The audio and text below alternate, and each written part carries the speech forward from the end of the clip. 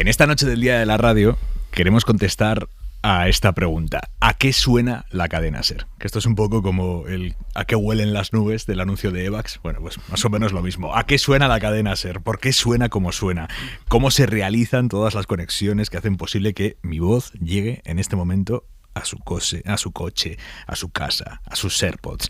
La mía o la del periodista que está cubriendo algo en el Congreso, o la del narrador deportivo que está en un estadio, o la del reportero que está en Ucrania, porque detrás de todo eso hay un departamento técnico de sonido brutal, enorme, que hace que todo eso sea posible. Alberto Ruano, muy buenas noches. Buenas noches. ¿Cómo estás? Hombre, te iba a decir que bien, pero no te voy a negar que nervioso. Porque aunque parezca mentira, yo creo que es la segunda vez en los 41 años que llevo en esta casa. En 41 años, segunda vez que te pones delante del micrófono. Y con dudas, igual es la primera. Alberto Ruano es el jefe del departamento de emisiones de la cadena SER, que es el departamento de los técnicos de sonido. En otras emisoras los llaman realizadores de sonido. ¿Tú cómo los llamas?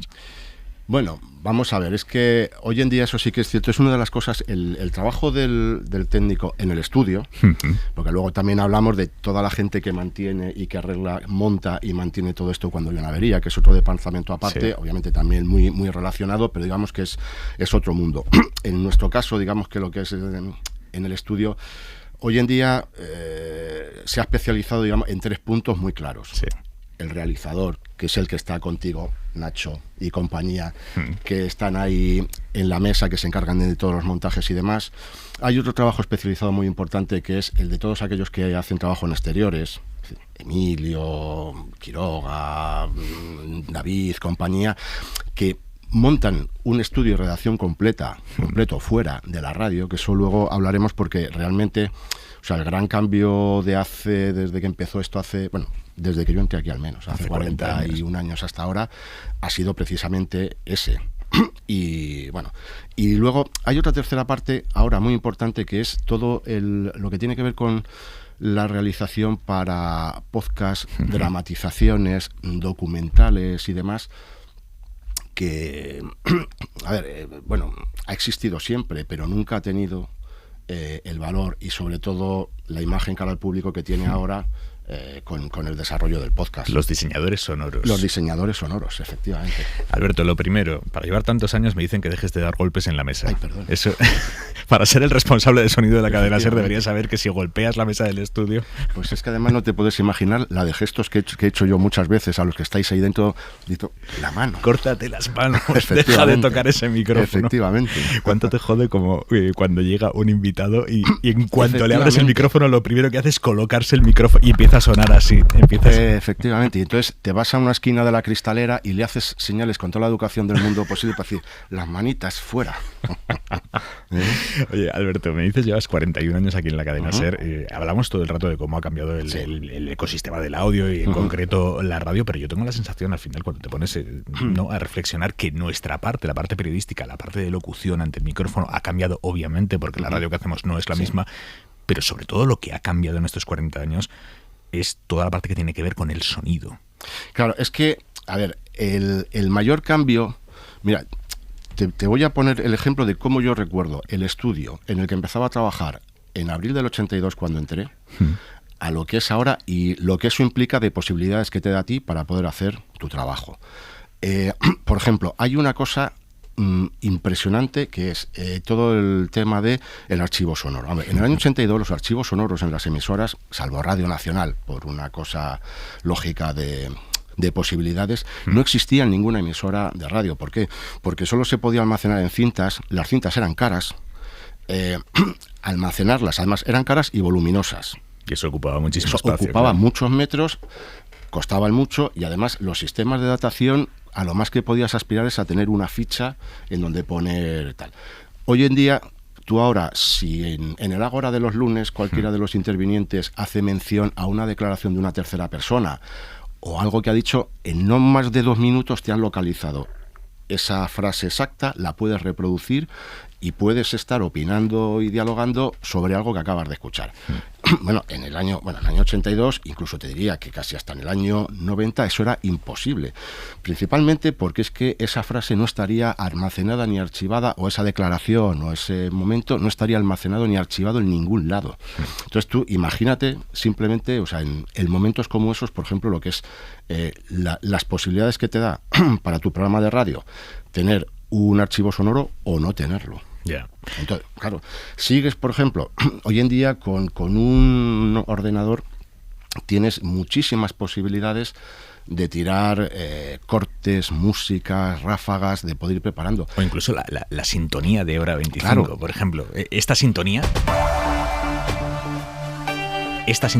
que nosotros ahora lanzamos a través de ordenadores, hace 30 años. Pues mira, en el año 81 en un estudio había 4 cartucheros. El cartuchero, para aquel que no lo conozca, vamos a decir que es el padre del cassette. Sí, no, vamos a ver. Probablemente muchos de los oyentes que no estén relacionados habrán visto, y hablo de oyentes de mi edad, obviamente. A ver, antes del cassette en el coche existía el cartuchero, que era como una caja similar con una cinta magnética dentro, que abultaba como 6 veces, 8 veces lo que un cassette, y ya está. La ventaja que tenía es que era autoabocable, por así decirlo. Es decir, claro, para nosotros es importante que cuando tú le des al play empiece a sonar la música por el principio, claro, no en cualquier punto. Y eso se tiene que hacer automáticamente, porque si no es imposible controlar. Entonces, las sintonías, la publicidad, tú tenías 4 cartucheros, 4 aquí en Madrid, que como era la cadena, pues teníamos unos medios un poco, pero cualquier emisora, una emisora pequeña tendría 2, y a lo mejor alguno hasta 1. Entonces, ahí tenías para disparar la publicidad, las ráfagas, los separadores, las sintonías, absolutamente todo con 4. Moverte con esos cartuchos de un estudio a otro eran torres. Llevabas igual torres, o sea, los cartucheros tenían unas ranuras para poder encajar unos en otros, que te permitiría llevar 15, 20, 30 o 40 de una vez sujetos con las manos, con el riesgo de que se te cayeran por medio. Los tenías que ir recolocando, en fin. Es que comparado con que hoy en día en la base de datos de un ordenador tienes miles y miles de sonidos simplemente al alcance de un clic, pues imagínate las posibilidades que te ofrece eso. Te hablo otra cosa, las canciones. Es decir, de tener una canción en una música en un ordenador, antes los vinilos, en donde tenías que abocar el momento exacto y tener la habilidad de dejarlo un segundo para que al soltar la mano no llorara y entrara lento y cogiera velocidad. Claro, eso limitaba muchísimo las posibilidades. En aquel momento no lo echábamos en falta porque no conocíamos lo que ha venido después, claro. Pero si ahora alguno de los que está trabajando en la radio tuviera que volver a trabajar con esos medios, le parecería imposible. Claro, sería muertos y nos tiraríamos al suelo. Efectivamente, sería imposible. Me ha hecho gracia que utilices la palabra, porque es algo que vosotros utilizáis, disparar. Es el darle al play, ¿no? Que algo empieza a sonar, es vosotros lo disparáis. Disparar. Dispara una cuña, dispara una sintonía, dispara. Claro, sí. Ocurría igual, a ver, los cortes de voz ahora, cualquier montaje, cualquier tren de voces, hoy un día un tren de voces se puede hacer razonablemente bien, porque bueno, pues tienes un playlist en tu ordenador que puedes ir montando y desmontando sobre la marcha. En el año 61 y antes, obviamente, era una cinta de magnetofón que tenías que abocar en ese momento, tenías solo 2, y el cambio de una a otra significaba quítala, sácala, mete la siguiente, abócala en el punto en donde quieres que empiece y darle al play. Con lo cual, si querías hacer un tren de voces, o te lo habías preparado de antes con 6 o 7 declaraciones de alguien, o te lo habías preparado de antes y no podías cambiar el orden. Es decir, tenía que ir el paso 1, el 2, el 3, el 4, el 5, sin más. Hoy en día tú puedes modificarlo sobre la marcha. Le haces una señal al que tengas en el control, y que el 2 me lo salto, que voy al 5, que ahora vuelvo al 3. Bueno, ese tipo de cosas te permite una cantidad de posibilidades y de enriquecer la emisión que antes eran, vamos, ni se podían soñar. Claro, estamos hablando de hace 40 años cuando entraste en la SER, pero yo aquí entré hace 13, 14 creo, y hay cambios muy sustanciales. Por ejemplo, cuando yo entré aquí y queríamos ir a conectar desde algún sitio, teníamos que ir todavía con la unidad móvil, con la gran furgoneta de la cadena SER, una unidad móvil, conectábamos, un Cristo enorme. Y ahora vamos con un cacharrito del tamaño de una caja de puros, no más, que se llama Quantum, y eso nos permite emitir desde cualquier sitio. Yo he hecho programas, claro. yo he hecho 1 hora 25 desde una habitación de un hotel, por ejemplo. Efectivamente. Y eso es impensable, hace 5 años. Es más, a ver, ya la llegada del satélite, por ejemplo, en el año 82, cuando llegué aquí, prácticamente el único programa que se hacía desde fuera de manera permanente era el Gran Musical de los domingos, claro, que se emitía desde una discoteca o en el verano desde el parque de atracciones, ¿no? Uh-huh. Y hombre, el sonido ya iba mejorando porque ya las líneas microfónicas que se llamaban entonces, que eran líneas punto a punto, con un ancho de banda muy limitado. Para no tener el dato equivocado, he ido buscando a ver si tenía por ahí cosas guardadas, y si no recuerdo mal, en aquellos años las líneas tenían un ancho de banda entre 3.500, 5.000 hercios. Sí, eso te da un sonido pobre, y tú imagínate música. Pero bueno, ya existían los transmisores, pues ya a lo mejor, por ejemplo, en la discoteca donde se hacía en la última planta ya se colocaba una antena dirigida aquí y te permitía una cierta calidad, pero tú no podías improvisar. O sea, una antena dirigida directamente al edificio de Gran Vía 32. Al edificio de Gran Vía, aquí en Madrid, claro, es la base de todas las unidades móviles, era pues un coche con una antena. Bueno, pues al principio una antena de varilla como la de cualquier radio en el coche, y luego ya con el paso de los años, ya en los 80 y pico por ahí, empezaron a llegar los primeros mástiles que te permitían subir 5, 6, 7 metros esa antena. Pero claro, eso te limitaba muchísimo. Tú no podías improvisar un programa para decir, pues eso, me voy a Londres a narrar el entierro de la reina Isabel II, porque no había capacidad de hacer un buen sonido en condiciones, y las pocas que había eran muy caras. El coste de los circuitos era impresionante. Eso se empieza a romper un poco cuando llega el satélite, la parabólica portátil, a través de la red de Inmarsat, que eso ya, hombre, te daba una cobertura impresionante y te permitía ya tener una autonomía para hacer programas con calidad donde quisieras. Que eso, simplificando mucho, quiere decir que en lugar de apuntar directamente hacia la antena del edificio, apuntáis a un satélite, y el satélite lo rebota, ¿no? Ahora, el primer gran problema que tenía, el precio. A ver, que costaba una pasta cada minuto de satélite. El minuto en aquellos años, por lo que recuerdo un poco, rondaba entre de 1.000 a 1.500 pesetas el minuto. A ver, hoy en día el precio es similar, pero bueno, la inflación ya ha hecho su trabajo, y entonces esos 6 o 7 euros de hoy en día no es nada, es perfectamente asumible. Pero en aquellos años, una transmisión de 1.000 y pico, 1.500 pesetas el minuto, era para... Como para hacerte un hoy por hoy de 6 horas. Eso subía mucho la tensión en los departamentos de la 9ª planta. Sí, ¿no? Sí, no. Se medía todo hasta el extremo. A veces sufrías, porque claro, en el afán de intentar no gastar y no consumir más de lo debido, pues llegabas al sitio, la montabas, probabas 2 horas antes, pero desconectabas el sistema, y hasta que no faltaban 5 minutos para empezar el programa, no te volvías a conectar. Claro. ¿Qué ocurría? Que a los 5, otro de los problemas que tenía a veces era la saturación de líneas, que marcabas y veías que ocupado, y claro, faltan 4 minutos, faltan 3, faltan 2, y te ponía el corazón en un puño. ¿En qué momento lo has pasado peor con una de estas? ¿Alguna que tengas ahí guardada que recuerdes y digas, pues hombre, salvamos de milagro o no salvamos? Mira, yo recuerdo una vez que Goma Espuma hizo una serie de programas desde Ecuador, y efectivamente nos ocurrió algo de esto. Bueno, había allí, 5 o 10 minutos, esto está ocupado, no encuentra línea, no conecta, y faltan 4 y tampoco, y faltan 3 y tampoco, y falta 2 y tampoco, y con segundos escasos antes de las horarias de empezar el programa, milagrosamente les empiezas a escuchar al otro lado de la línea. Entonces, hombre, esto, a ver, te marca para siempre. Yo, aunque os parezca una exageración, todavía cuando vais fuera, cuando tú te vas a hacer hora 25 fuera y a las 8 de la tarde terminan las horarias, como quieras que no, hay un pequeño delay, esas décimas de segundo que tardo en oírte decir son las 8 de la tarde, las 7 en Canarias. Lo pasas mal a día de hoy. En ese segundo dices, ay, Dios mío, no se habrá cortado en el último minuto. Pero sí. ¿Alguna vez ha tenido que cancelar un programa en exteriores porque ha pasado técnicamente algo? No, afortunadamente no. Afortunadamente no, hombre.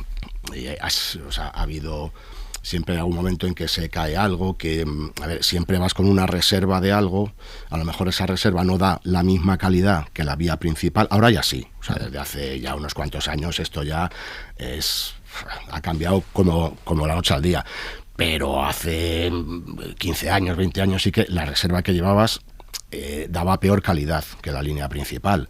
Y entonces, pues sí, algunas veces no quedaba más remedio que tirar. Pues bueno, como ocurre siempre cuando empiezan tecnologías, pues el paso al RDSI por los primeros años fallaba bastante.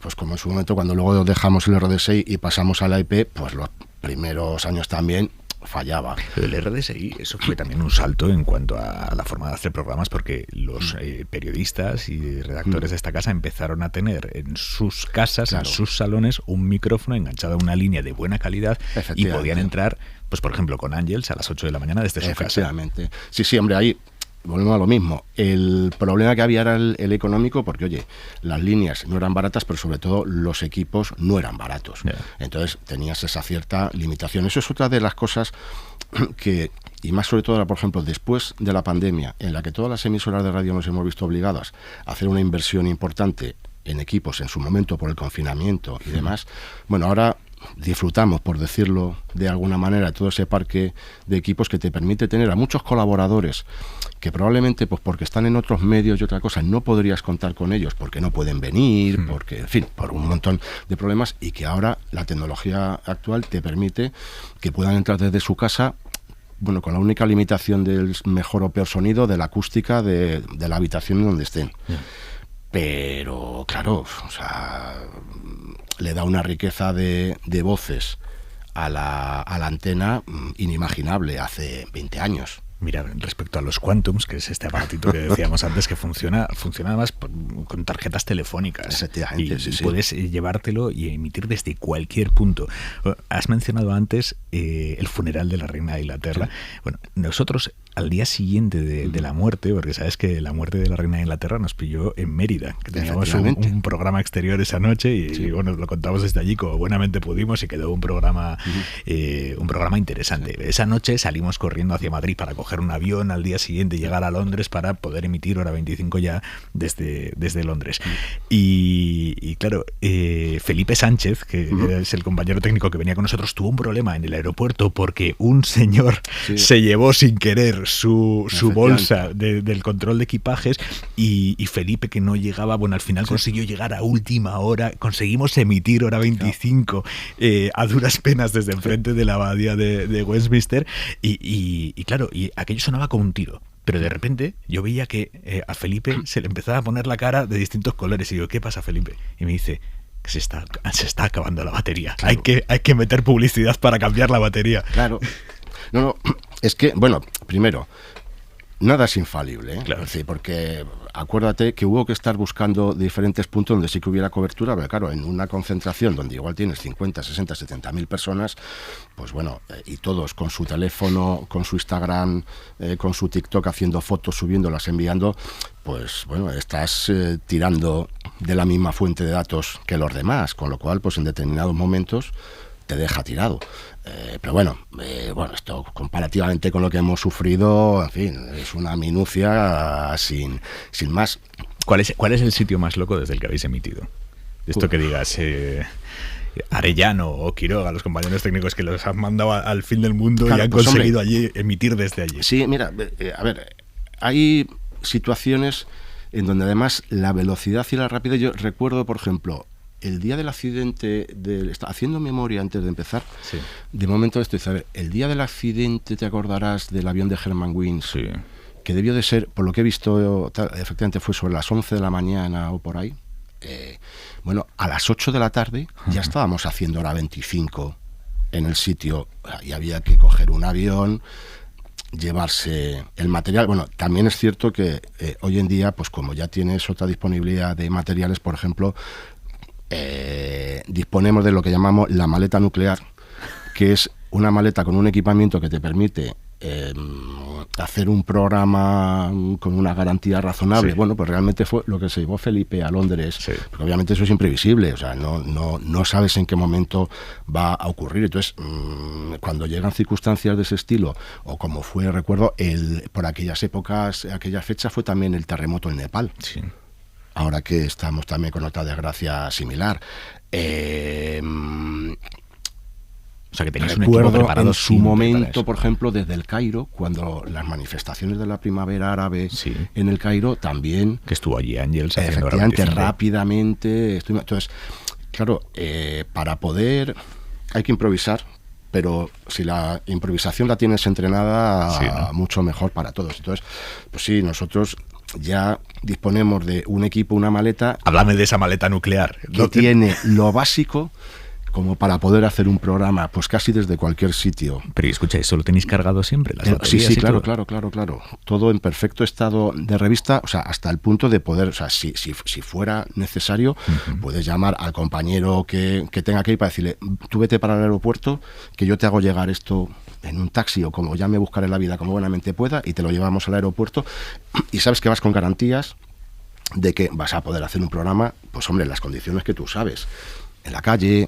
Claro, a ver, en la calle el problema que tienes es que todo funciona con energía eléctrica. Claro. Y bueno, pues las baterías se agotan, es lo malo que tienen. Hay que conseguir que algún compadre por allí te deje enchufar, ¿no? Claro, entonces, bueno, pero eso es la capacidad de buscarse la vida. O sea, a día de hoy podríamos emitir desde cualquier parte del mundo. Hombre, no vamos a decir cualquiera, porque siempre habrá algún punto por ahí perdido, pero bueno, vamos a decir que desde el 99% de los sitios del mundo, hombre, igual en la Antártida no habrá cobertura 4G, difícilmente podrás conectar desde ahí y a lo mejor con algún satélite de los de uso civil, quiero decir, pero bueno, vamos a decir, para no exagerar, que igual desde el 99% de los sitios del mundo puedes emitir con cierta calidad hoy en día. Desde la cima de un 8000 podríamos emitir un programa tirando de satélite. Pues sí, claro, a ver. Ahí la dificultad es llegar, claro. A ver, efectivamente, a ver quién llega. Con la maleta nuclear. Con la maleta a la espalda. Oye, ahora que estamos así en confianza, dime qué pensáis los técnicos de sonido de los periodistas. Hombre, ¿qué preguntas me haces? Yo quiero saber la verdad. Vamos a ver, aquí hay, es decir, inevitablemente la radio en el directo tiene mucha tensión. Porque un corte, una música, una conexión, o está en el momento en que tiene que estar, o 10 segundos después ya no vale para nada. Entonces, es inevitable que en un estudio y en un control, de vez en cuando, haya una voz, haya un grito, o que alguien haga un mal gesto, pero es que no tienes tiempo, es decir, si tú tienes que transmitir una orden, o tienes que transmitir una indicación, la indicación o es en ese momento, o 10 segundos después, ya no vale para nada. Entonces, claro, tienes que ser vehemente, tienes que ser exagerado, nadie se molesta. Es decir, bueno, pues una vez que has terminado el programa, pues ya está. Todos están amigos y punto, ¿sabes? ¿Cuál es el programa más complicado de hacer de los que tenemos ahora en la programación de la SER en cuanto a sonido? ¿Carrusel quizá? Sí, sin ninguna duda Carrusel, porque primero, la cantidad de horas que dura, con estos horarios de fútbol que tenemos hoy en día,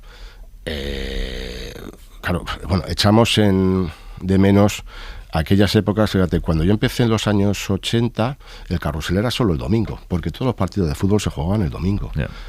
Años después se empezó a hacer un carrusel los sábados, porque el baloncesto jugaba los sábados. Y luego ya después ya empezó el despiporre de ya sábados, domingos, y hemos llegado a la situación actual de que cada partido en 1 hora y las jornadas duran 4 días. Entonces, ¿qué ocurre? Aparte de lo largos que son los carruseles, es que interviene muchísima gente. O sea, son todos los campos de primera, todos los campos de segunda con los que haces rondas informativas, más los campos de baloncesto, más los colaboradores que intervienen desde donde estén, desde su casa, desde el campo, donde sea. Es decir, bueno, pues... ¿Cuántas líneas podéis tener abiertas? Pues para que te hagas una idea, ahora, por ejemplo, estamos dándole vueltas a la cabeza cómo ampliar la mesa de mezclas del estudio A1, que tiene del orden de 45 canales, porque cuando llegan determinados momentos del carrusel no cabe todo lo que hay. En 45 canales. Claro. Esto, fuera del carrusel, solo pasa cuando hay unas elecciones generales, por ejemplo, o unas elecciones autonómicas. Donde que ahí montáis una mesa complementaria. Efectivamente. Detrás de la mesa principal, una hay segunda mesa. Una segunda detrás. Para tener todos los colegios electorales. Efectivamente, todas las sedes de los partidos, cabeceras y demás. Eso se reproduce todas las semanas, sobre todo los sábados y los domingos, cada vez que hay carrusel. Entonces, bueno, pues los compañeros que están allí tienen que tener una velocidad mental para saber, o sea, un orden, una capacidad de saber colocar por lógica las cosas para que el movimiento te salga sin pensar. No tienes tiempo. Si marcan gol ya. Si Dani da paso a un campo en ese momento porque le ha venido a la mente que ha pasado algo, vamos, no debes de tardar más de 2 segundos, por lo que comentábamos antes. Las cosas en la radio hace falta que estén en el momento en que están. 5 segundos después ya es tarde. Hay una cosa en la radio, en estas mesas, que se llama preescucha, que muchos oyentes no sabrán lo que es que cuando nuestros compañeros técnicos tienen cerrada, digamos, la línea para que no lo que está llegando desde ese estadio no suene en antena directamente, pero ellos lo tienen en preescucha ahí fuera en la pecera y ellos sí lo escuchan. Claro, tener 45 canales en preescucha, eso puede ser una locura. No, a ver, el ruido es inevitable y es... A ver, para una persona que no está acostumbrada, efectivamente despista, porque una persona que esté en el control, me da igual el técnico, el productor, quien sea, tiene que tener la cabeza en 4 sitios a la vez. Es decir, ahora mismo Víctor, que le tienes ahí, nos está escuchando a nosotros, pero estará viendo qué vas a decir después.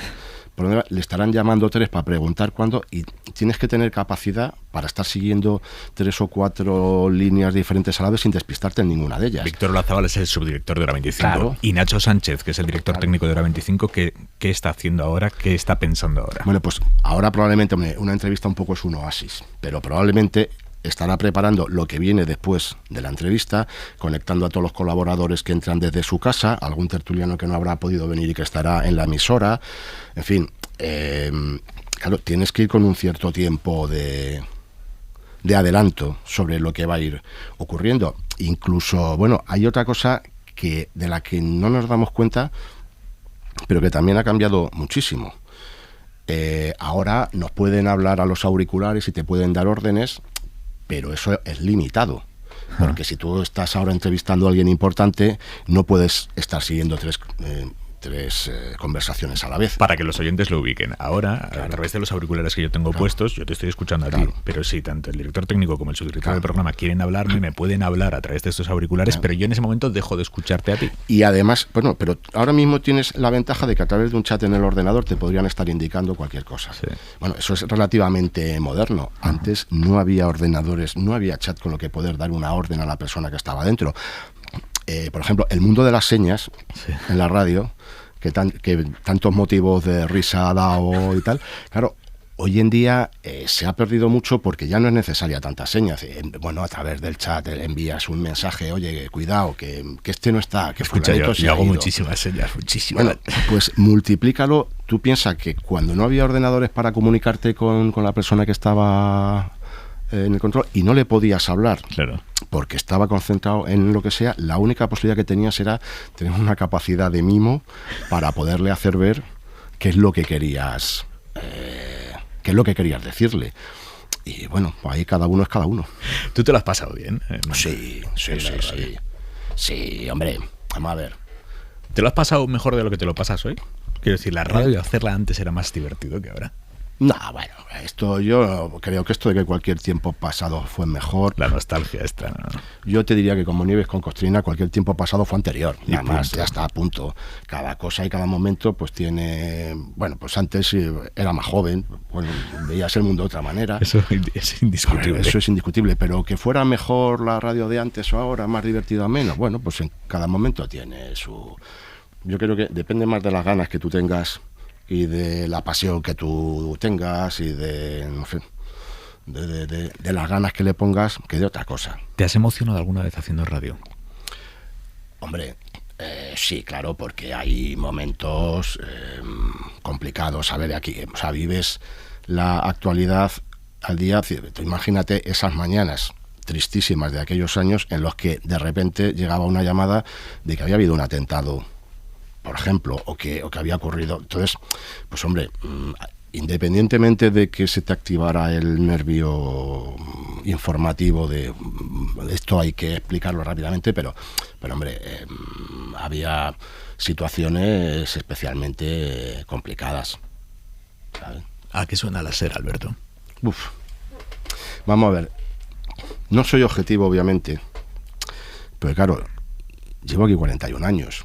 A mí me gusta mucho la radio, pero claro, no tengo mucho tiempo para poder escuchar otras. Entonces, pues hombre, es que esto es mi casa. O sea, yo llevo aquí 40 años, pero en este caso, mi padre estuvo aquí trabajando casi otros 40 años. Un hermano de mi padre estuvo trabajando casi otros 40 años. Mi hermana ha estado trabajando aquí otros 25 años. O sea, si sumamos todo eso, son más de 2 o 3 vidas. Entonces, y en casa sigues, o sea, no es una cosa que, bueno, salgo de aquí, me olvido de todo y ya está. Pues como bien sabes, en casa sigues escuchando la radio y sigues atendiendo el teléfono, por vicio, por gusto, por necesidad de trabajar, un poco de todo. Entonces es que es inexplicable. O sea, claro, es todo. Hay una cosa que se llama, bueno, la camiseta SER, ¿no? Claro. El sentimiento de pertenencia a la SER, de ser un poco familia. Sí, a ver, una de las cosas bonitas que ha tenido siempre la radio, y vuelvo a lo mismo, yo no he trabajado en una televisión, no he trabajado en un periódico, no he trabajado en un hospital, es decir, no lo digo por, o sea, al revés, reconozco mi ignorancia en esos temas, pero a ver, cuando tú trabajas en una empresa o en un trabajo X, el que sea, de 24 horas al día, los 365 días del año, es decir, que está funcionando permanentemente, en donde, o sea, que no llegas el viernes a las 2 de la tarde y aquello cierra hasta el lunes por la mañana y te puedes olvidar. No, esto está funcionando permanentemente y lo sientes como tuyo, porque además sí que eres consciente en el fondo de que es un trabajo de equipo, pero en el que lo que hagamos todos y cada uno de los que estamos suma o resta al producto final. Entonces, bueno, pues esto es casi como una droga, ¿sabes? No sé, no, como una sensación de la que no puedes prescindir en los momentos cuando ocurre algo extraordinario, cuando ocurre algo, no sé, algo que cambia el orden del día. No puedes evitarlo. Alberto Ruano, jefe del departamento de emisiones de la cadena SER. Muchísimas gracias, amigo. A vosotros.